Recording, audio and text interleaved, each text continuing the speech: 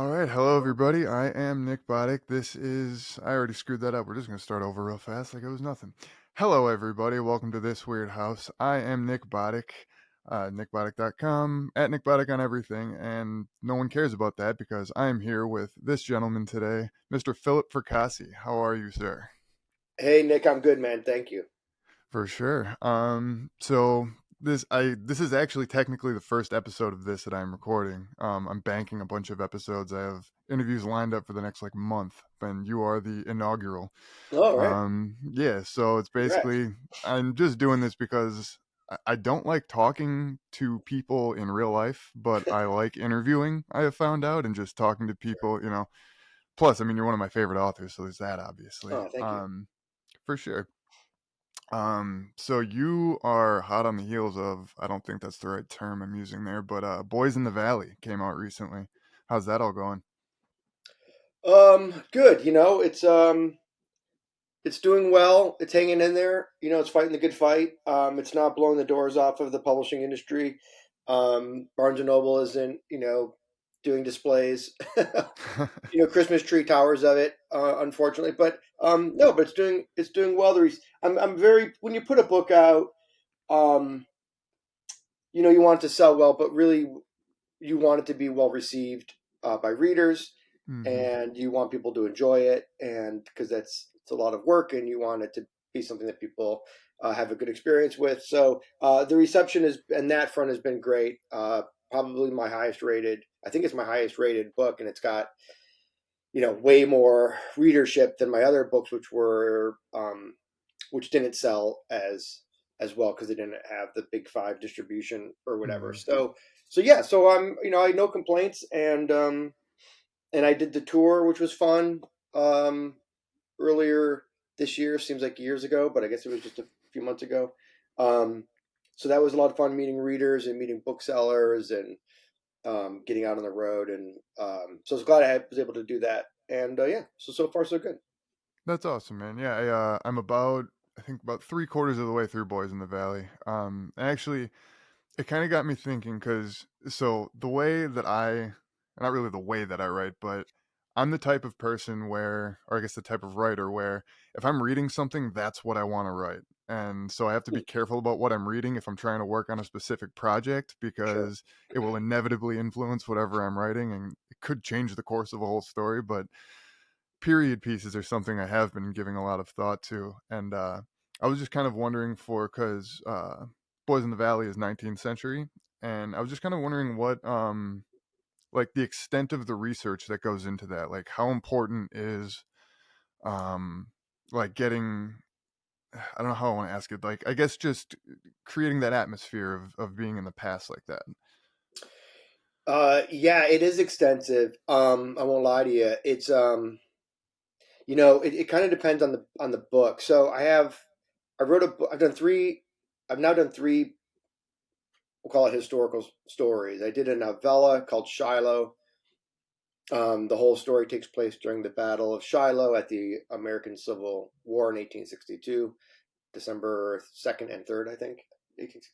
I could be wrong about that. May December 5th or 7th, but or April. I don't know, but it's 1862, and then I wrote Boys in the Valley, and then I wrote another novel called Serafina, which has been announced that's coming out in August of next year from Earthling Publications. So all three of those were historical. The reason I'm bringing them all up is the first one, Shiloh, was the research was very battle focused. It was the whole story took place in over the course of 3 days at the Battle of Shiloh. So I was really very micro focused on military movements, weaponry, uniforms, land, geography.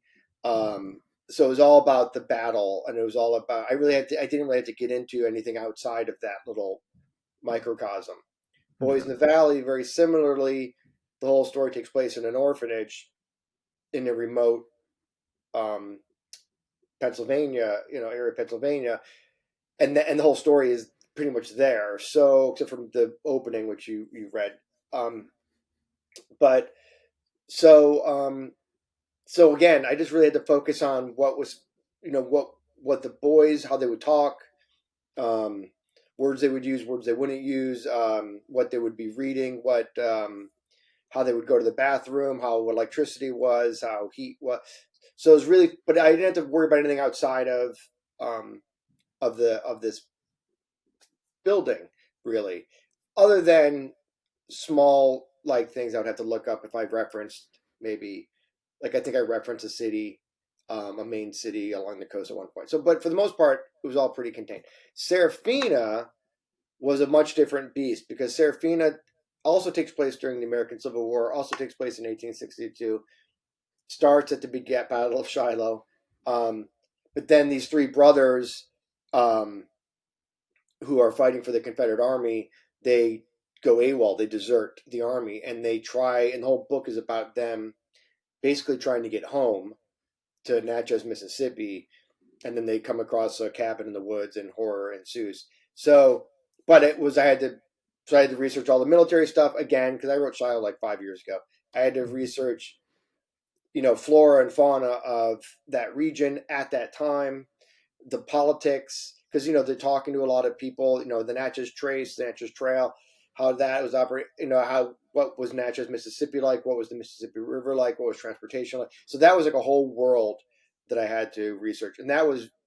I described it as when I was writing it as I felt like I was writing a book report every page, and inevitably things would come up where I'd be like, "Oh, what kind of trees did they have? What kind?" Because you want to, you're writing fiction, so you want to talk about the swamps and the trees and the land and the ground, For how, sure. and how they got around. And so anyway, that was really a lot of work. And hopefully I won't do that to myself again anytime soon. My next three novels, one's a science fiction novel set in the near future, so I don't have to worry about it. I can make shit up. And then the other ones are like, our present day. So yeah, it is a lot of work. I don't know if I recommend it, but if you do decide to do it, try and keep it contained would be my would be my advice. And you just try to keep it to a single, to keep it to St. Vincent and not the entire state of Pennsylvania Yeah, around. if you I could get just what keep it you're to saying. one room, that'd be the best case scenario. One That would be character in one ideal. room. Yeah. For sure. I actually wanted to ask, is there any other time periods that would ever interest you in terms of writing fiction set within it?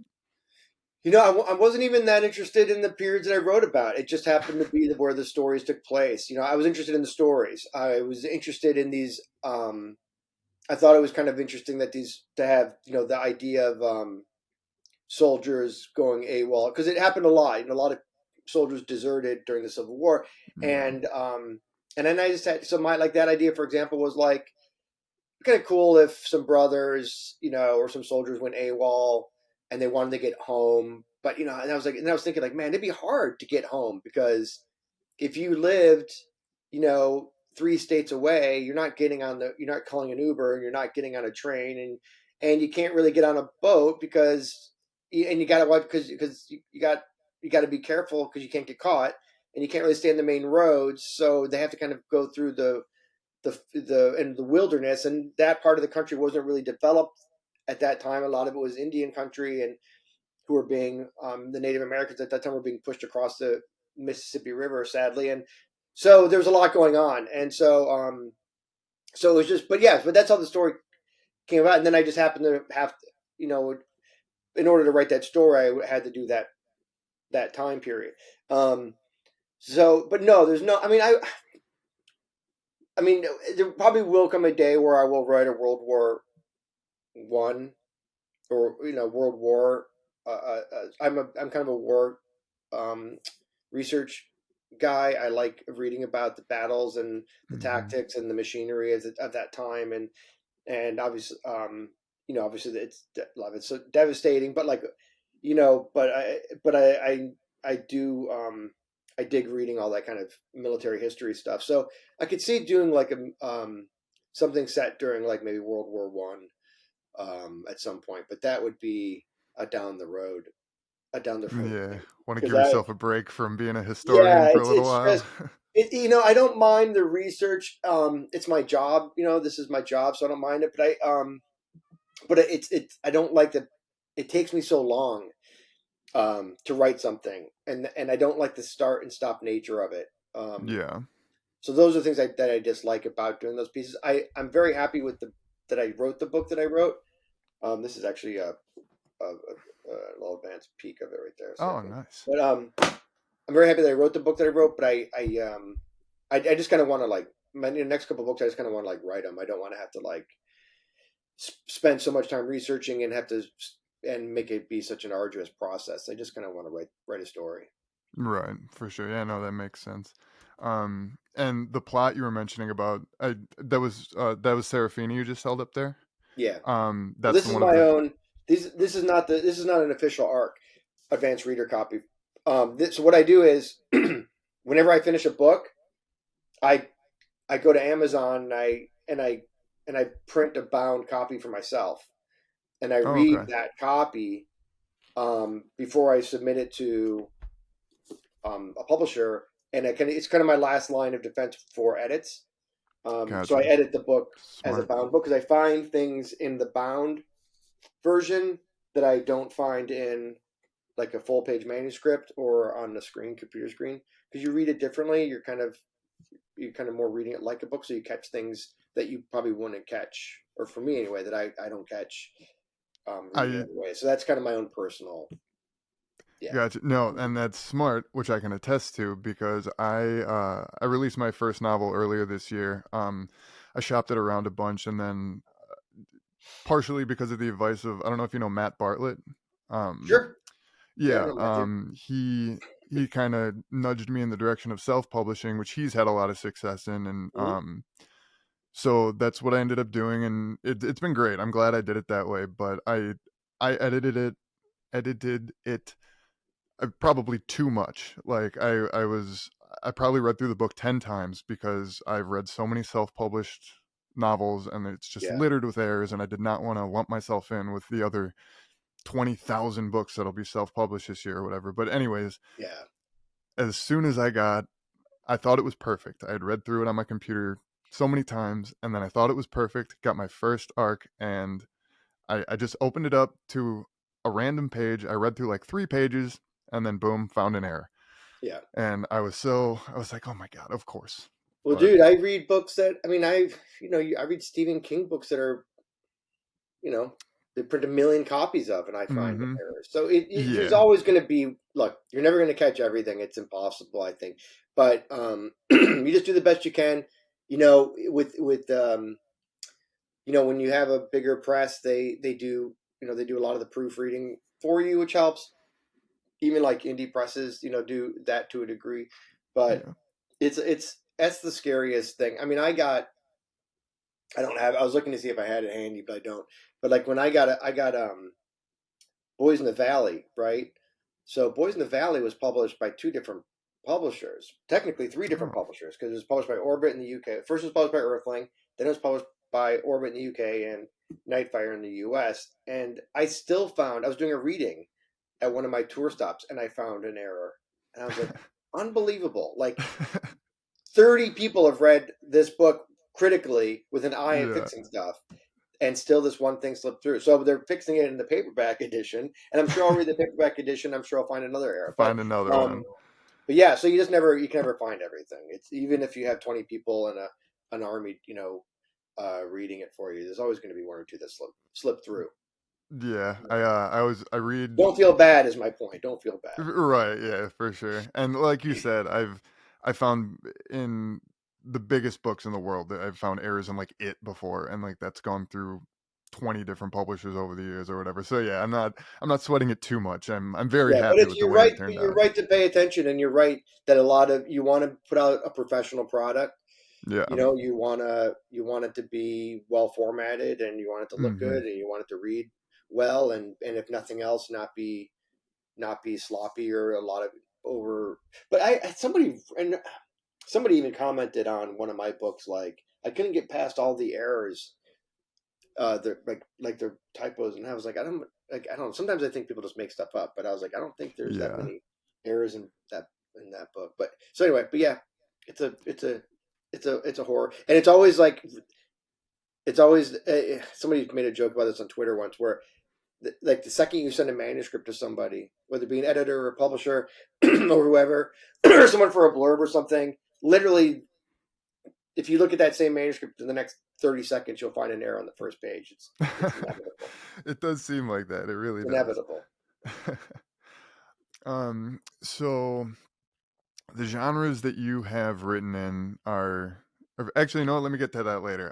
One thing while it's fresh in my mind, I was rereading, or I have been rereading, so I kind of bumble around short story collections, which I know is probably not the preferred way. Like my first read of a collection by a single author is always, cover to cover. I don't skip around, but so Beneath the Pale Sky is one of my favorite collections. Period. I love that one, and The Wheel is it's my favorite story in the collection. And I was just kind of wondering, because in my head as I read that story, I can like picture you in line at at a Ferris wheel, and there's an asshole of a guy working the gate or whatever. And I'm just kind of wondering where that story came from. Like how did The Wheel come to be, and is it Oh based at man. all in reality, not the tragedy or whatever, but No, none of it's based in reality. I mean, I do live in Los Angeles, and so it's the story takes place for the most part on the Santa Monica Pier. So that is all that's based in reality. There is a Ferris wheel on the Santa Monica Pier, very famously. Um, there are restaurants on the Santa Monica Pier. There is an airport in Santa Monica. All that stuff. So all that stuff is based in reality, and I'm familiar with those things. Um, I've actually, because I've worked in film and TV for many years, so we've filmed in the airport or I filmed on the pier, so I'm pretty familiar with all that stuff. Um, but as far as like the characters or the action, where that takes place, no, all of that was made up. I don't remember what I don't remember the impetus for that idea. Um, I honestly don't. I think anything I could tell you that would be like where the idea got sparked would be a spoiler. So I'll just say that I think I like the idea of something bad happening on a Ferris wheel.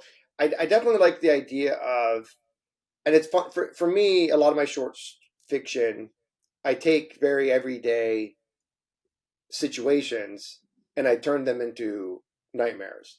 yeah. Um, with whether it be a community pool or a cornfield wedding or whatever.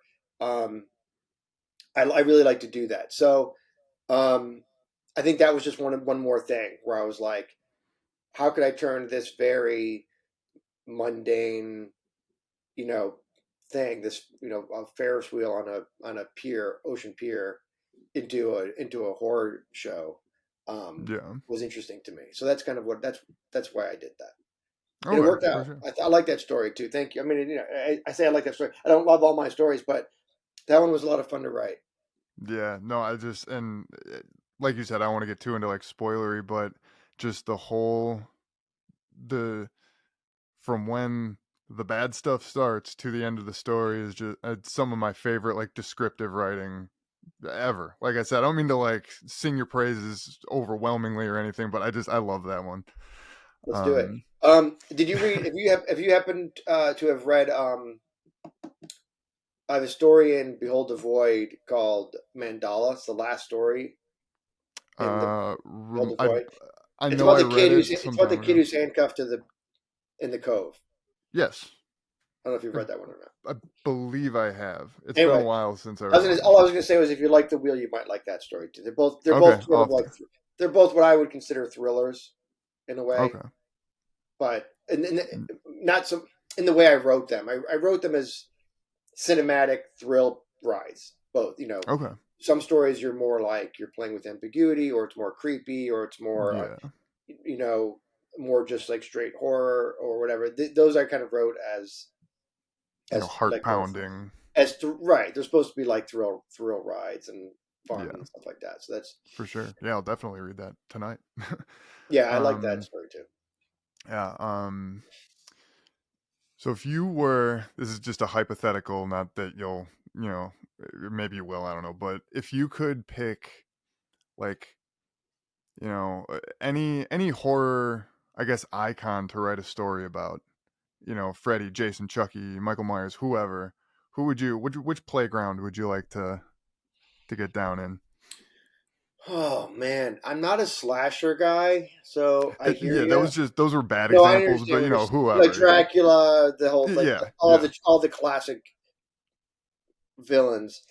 Um, um, I would say Frankenstein, but with the but then I would change my mind. Because I would say Frankenstein because I love that book. It's one of my favorite novels. Um, and but I feel like it's been so many people have done Frankenstein. I did do recently. I did write a vampire story, which I didn't think I would ever do. Um, uh, I don't. I think I'd go Mummy. Oh, okay. I think I'd go Mummy. I think I'd like to do something with the Mummy that hasn't been done before. There's there's something about the Mummy that's really like eerie. Like not the Brendan Fraser action movie Mummy movies. Yeah. The Tom Cruise Not the mummy Tom, is what definitely you not the mean. Tom Cruise Oh, mummy okay. movies, but like the old ones, right, where they the guys slow where they're like slowly unraveling, and I always like the idea of Hmm. this with the classic like wrapped in toilet paper kind of mummy, and I don't know something about that I find very alluring. So I could see doing something with that. That'd be my pick. I don't like zombies. I'm not a zombie guy. Um, I'm not really a slasher guy. I know I don't sound like a horror writer right now, but yeah, I think I would like to do. I just don't like things that have been overdone. I guess that's my thing. Yeah, Um, and I vampires like have been done to original. death. Yeah, I like original stories. I like original ideas. So I think that's probably why I'm saying all that stuff. But yeah, but I would say the Mummy. That'd be my answer. That's a good answer. I don't know what I was expecting you to say, but yeah, Classic that's cool. Mummy, classic Universal Yeah, for Studios sure. Mummy, not not Dark Universe Mummy. Yeah. You know how badly I wish that would have worked out. The Dark I kind of Universe. do too. It was like really Like, cool for like 5 minutes. yeah, conceptually, like it had it's a very basic idea, and if they would have just kept it that basic idea and just made all these kind of little interlinking, like the MCU of Yeah. horror, basically, like it could have been so Well, great. so they did. Okay, yeah. So the problem they did was I'll never forget the photo. There was like a Vanity Fair photo, and it was Johnny Depp and Tom Cruise, and it was like the Dark Universe, and I was like, oh man, that's gonna fail. But and but what I thought was interesting was that they did the Invisible Man with Blumhouse, and it was a huge hit. And I think the reason it was a huge hit was because they had like a very unique modern take on the concept of the Invisible Man, Yeah. and they did it and they did it basically a low budget, movie. I think it was probably $10 million movie or whatever. Hmm. So I wish they had done all the movies like that, like instead of doing like a giant blockbusters thing. I would rather have them found unique voices, unique filmmakers, independent filmmakers, and given For them like, sure. look, kid, here's 50 million bucks, make us, an original, give us a fresh take on, um, whatever Yeah. the Frankenstein monster or something. And I think you would have had a lot of really cool, interesting things. I think they kind of went for the other way. They threw hundreds of millions of dollars at it and had like Tom Cruise and people like that doing it. And I just think for that specific subject matter, which is these classic horror tropes, I think you could have had such amazing stories by if you had brought in like Robert Eggers or whoever, somebody to do a really Hmm. original take on. Then Yeah. I think they would have been very successful. But like most Hollywood things, they did it wrong. Yeah, kind of shit the bed there. Yeah, And like yeah, because they had I think Russell Crowe was Dr. Jekyll, and yeah. like he was It gonna was a be kind it of was a the hot it was a hot mess. yeah, and like it yeah, that's one of those just in another world that is the biggest franchise of all time, and I wish I lived there.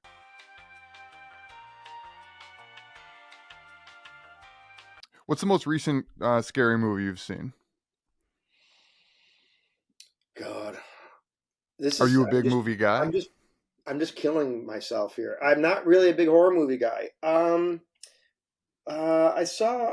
do watch them when they come out because I'm interested in what people are making. I think the last horror movie I saw was the Dracula on a boat one. What was that called? Uh, Last Ride of the Demeter. That one. Yeah. Yeah, I saw that. Um, I think that was the last horror movie I saw. Yeah, which I saw a Okay. couple weeks ago. Um, yeah, again, I'm not a huge I'm not a huge like movie guy either. Like I just don't.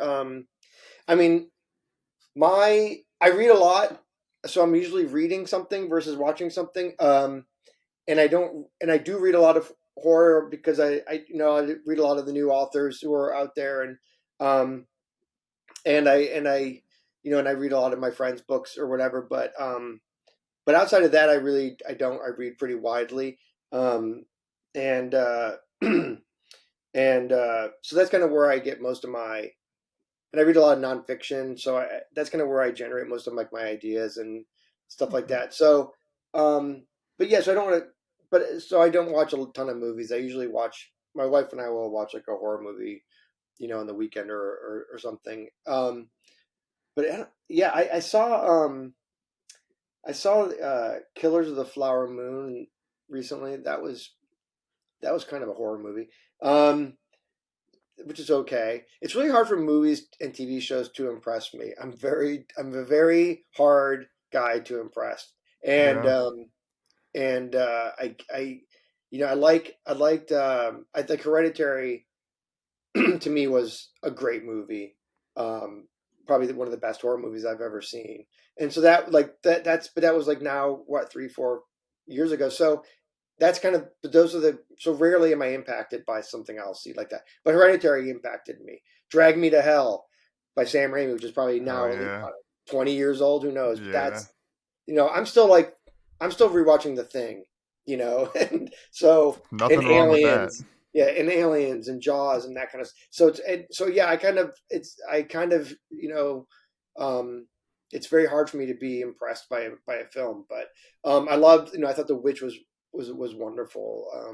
Hmm. The Eggers movie, and so yeah, so I do like them, but I don't watch a ton of them. Recently I've been finding myself enjoying the newest trend, which is the horror comedy, um, like Friday, what was it called? Freaky, the one with Vince Vaughn.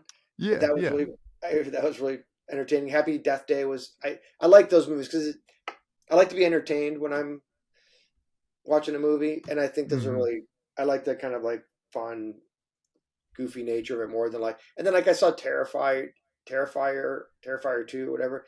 Yeah. I don't know. Those things just don't interest me. It's like I don't get why I'm watching it. Like Yeah. I don't know what I'm supposed to be feeling right now, other than annoyed that I'm watching this like nonstop barrage of violence with no plot whatsoever. Hmm.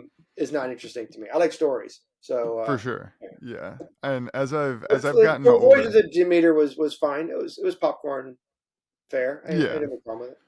I think intention a lot of the time is lost on people. My dad, love him to death, but he is someone who I feel is overly critical on movies because sometimes forgets that like it's a movie's job is to entertain. And Yeah. it's not just to entertain, but like, and I feel like if he could just open himself up a little more to just being entertained, that he could, he'd enjoy a lot more movies than he does, I think. Which isn't to say he hates everything, but neither here No, nor well, there. I'll take that a step further, and I've said this before. And in my personal opinion, I think I don't care what kind of movie you make, unless it's a documentary. But I don't care what kind of movie you make or what kind of book you write, fiction book, again, stories. In my opinion, my humble personal opinion, your number one job is to entertain the audience or entertain the reader. I don't care I if it's the agree. most artsy fartsy movie. I don't care if you're writing, you're writing some brilliant. National Book Award winning prose piece about, you know, mothers and daughters, whatever it is. I It's got to be entertaining first, and then it can be brilliant, and then it can be beautifully written, and then it can be beautifully shot, and then it can be a masterpiece. But it's got to be entertaining, because if it's not entertaining, then what are you doing? Then you're making me watch something. Okay, it's your art. Okay, so then I then that's fine, but then hang it in a gallery. I don't know. It's like you're Right. putting it, if it's on like Netflix or if it's on the shelf at Barnes and Noble, you got to entertain me first, and then you can do all the great stuff to make it a great film. Like I watched. Speaking of Robert Eggers, I watched the Lighthouse Mm-hmm. movie. I don't remember what it was called, Yep, and the lighthouse. the was called the Lighthouse. And I thought it was like I was really impressed with with the vision of it, and I was really impressed with the acting. I had no idea what the movie was about or what happened, other than two guys were singing in a lighthouse going crazy for 2 hours. I know there were deeper themes and meanings, and I know all that stuff, but I was kind of like, that was the story. Was like that movie was like right in the end. You're like, I feel like we needed 10% more plot, just 10%. I'm not saying make it a Marvel movie, but just maybe a story, like a beginning, middle, end Yeah. story would be my jam. But I get a lot of people don't like. A lot of people like, let's just make it an ambiguous art piece, and that's okay too. But for me, my personal take is, man, you got to tell me a story that engages me. I want to be interested in the characters. I want to be interested in what happens to them. I want to know how the story ends. I want to know Mm-hmm. what's going on, if that's possible. And then it can be all those great, wonderful artistic things. So that's just that's from your dad and I are sort of, I guess, at different wavelengths. But that's sort of, I don't look at things critically until I'm entertained first, Mm-hmm. and then I'll examine it critically. I'm with you 100% on that. My number one priority when I'm reading anything, when I'm writing anything, and watching whatever is story. I love storytelling. That is my Yeah. that's just the whole thing for me. And that is actually where I kind of see, I agree with you on a lot of things based on this conversation, the last conversation we had, but Hereditary. And I don't know if we talked about this last time, but and man, people who listen to me talk about things have probably heard me say this a million times, but I just I think Hereditary. I think Ari Aster is one day going to make a horror film that I consider to be one of the best movies, one of the best horror films, maybe even films, period. I think he's got a technical mastery of filmmaking that I don't know if we've ever seen it before. He is Yeah. so technically proficient, it's unreal. I just was so thoroughly underwhelmed by Hereditary, and Wow. I wish I Interesting. wouldn't have been. Yeah, like it. I was I the opposite. I was blown away. yeah, and I get I was underwhelmed by Midsummer. and see So that one blew me away. there you go. It's all about taste. I mean, everything's so personal. Everything's so subjective. It wasn't gonna. Yeah. Anyway, but yeah. Well, glad we both like Drag Me to Hell. There you go. Oh There's. yeah. It was funny though. I was talking to. This is how interesting it is. How subjective stuff is. So I was hanging out with Paul Tremblay when I was on my book tour, and we did an event together, and we went to dinner. And we were just chatting about whatever, and and movies came up, and and I was like, and we I don't know how it came up, but we were talking about Alien, and he was like, oh, I love Alien. It's one of my favorite movies ever. And I'm like, oh yeah, Aliens is my favorite, like probably my favorite movie ever. And he's like, oh, you mean Alien? I'm like, no, I mean Aliens, the sequel, the James Cameron sequel. He's like, that's like an action movie, and I'm like, yeah, but it's awesome, and it's like so well done, and like he broke like that movie begat so many action movie tropes that are now like in every other movie were Yep. stolen from Aliens. I mean, I could go on about Aliens for an hour, and but yeah, and I was like, no, Aliens great. Don't get me wrong, but Aliens is the come on, that's the greatest movie ever. Like, well, it's so, but it's funny. It's just like, but that's exactly how nuanced it is. Like, you get two horror writers sitting in a in a room, and one guy's like, Alien is the best movie of all time, and the other guy's saying, no, Aliens is the best movie of all time. And of course, I was Yeah. right, but but that's to that point. Everything is subjective, and that's why with art, with books, and things like that, um, that's why you can't get down about an editor not liking your book or a reader not liking your book, because ultimately it's one person's opinion, and the very next person to pick it up could have the exact opposite response, and um, so I think it's art is subjective. It's why it's called art, and so I think Yeah. it's just, um, I think sometimes people have to remind themselves that not everyone is going to like your story, not everyone is going to like your book, and not everyone's going to like your movie. But to your point from earlier on, you just try and make it as professional as you can. You do the best job you can, and that's all you can do. And then you move on and you write another story. Yeah.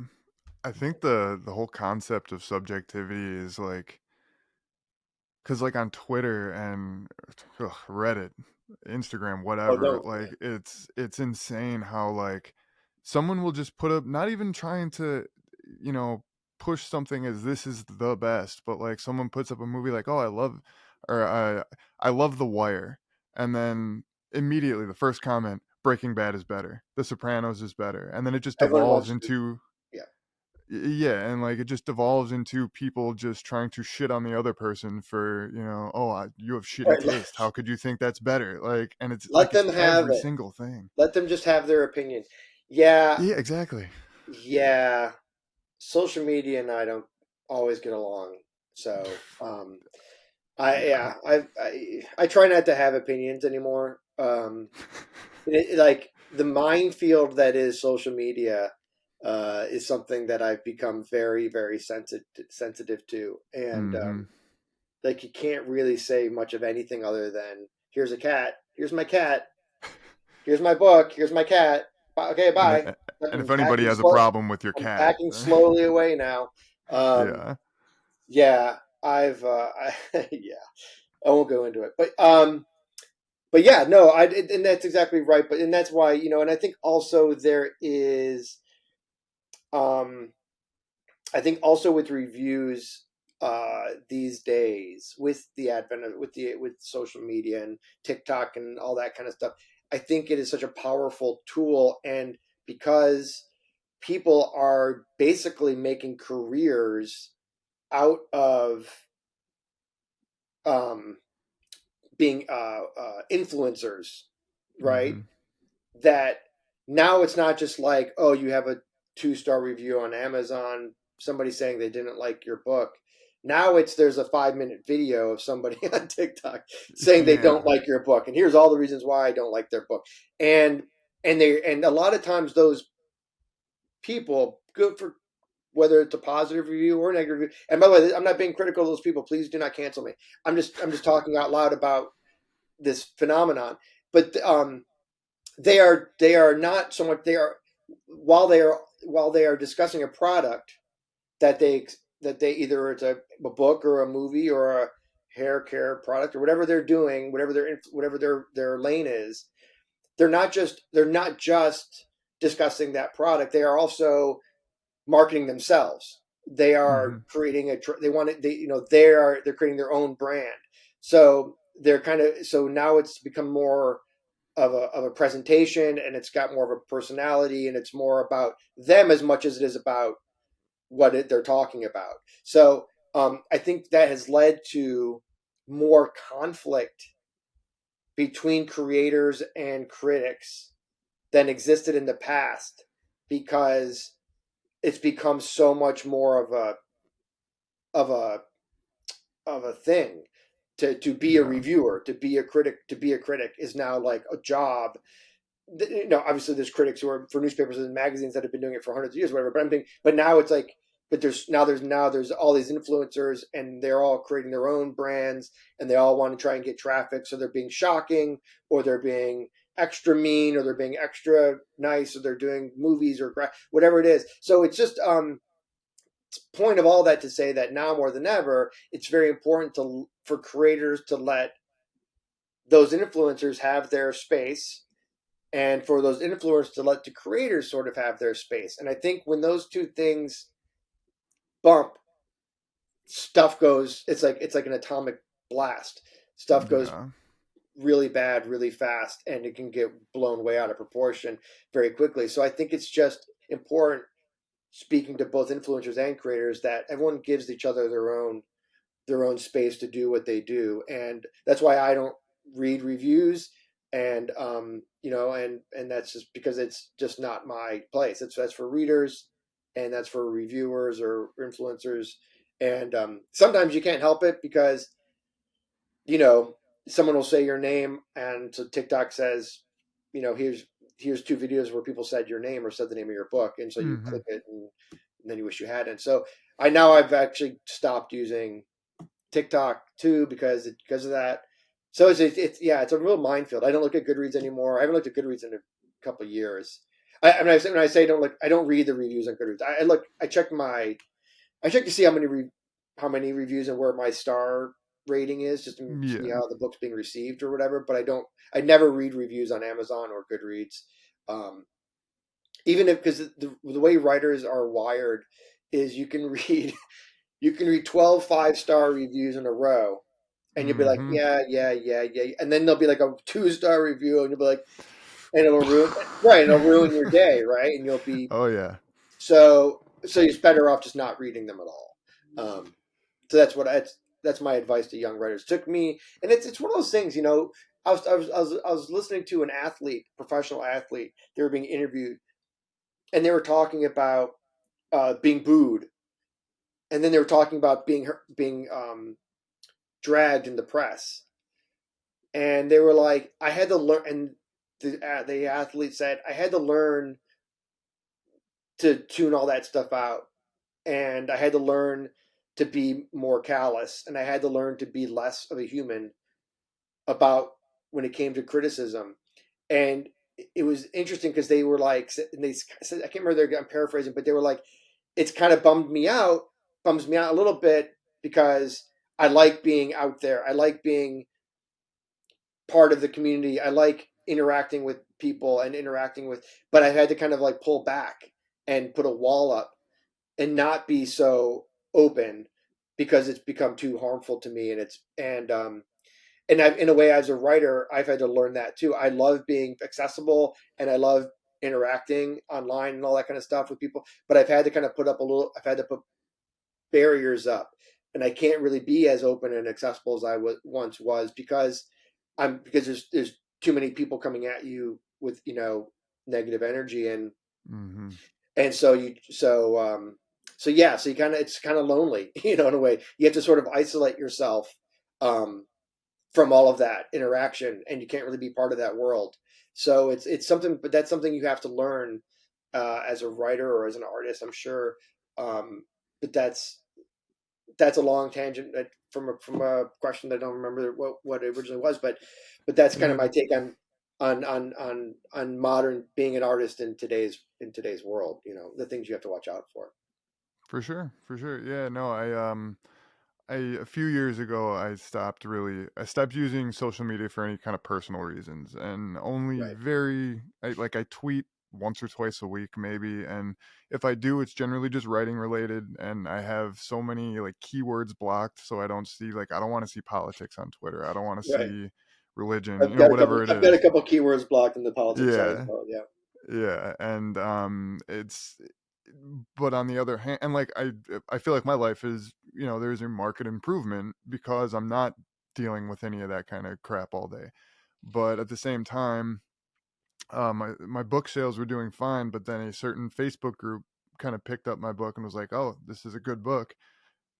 And then everyone there started, going doing it on their TikToks and their Twitters and their Instagrams, and it blew up, and my yep. sales like moved up literally like 10 times as many, and I'm like, damn it, stop. I know, Come right? on, universe, stop showing me I need this thing I don't want to use. Yeah, man.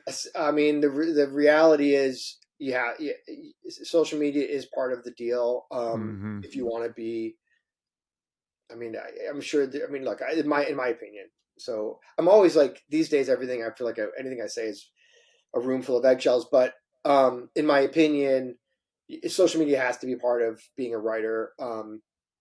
For a couple, I just did a panel I was just 2 nights ago, or I was on a panel. New York University invited me to speak to a room of graduates along with a couple other writers, and And one of the things that we discussed was social media, and we were like, yeah, it's you have to be active, you have to be on it. You need to have a website, you need to have a newsletter, you need to have be on social media, um, and because publishers these days are much less about marketing and promoting the books that they buy and distribute. They're more reliant on the authors to do all the marketing and promotion for their own books. So even like the big fives I'm talking about, Mm-hmm. unless you're Stephen King or unless you're the top 1% of their raw author roster, you're doing it on your own. So social media is the only real way you can do it on your own cost effectively. You're not going to be paying I mean, unless you want to pay $5,000 a month for a publicist or spend $50,000 putting ads in magazines. You're basically social media is all you have, so you kind of have to do it. Yeah. Um, and it can be great. But it can also be dangerous. So you have to just do I think you're doing it right, which is interact in the most vanilla possible way, be accessible, promote the book, and but be careful what you say, and Yeah. be careful, and how you say it, because it's like, when you get an email and you misunderstand the email because there's no tone attached to it.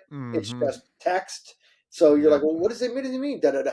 It's kind of like that. Like that's what Twitter is. Twitter is like the ultimate, like, out of context, monotone, toneless way to express yourself. So it's a bit of a minefield, like I said. But yeah, it is, unfortunately, like, I mean, Twitter/X is a dumpster fire at this point.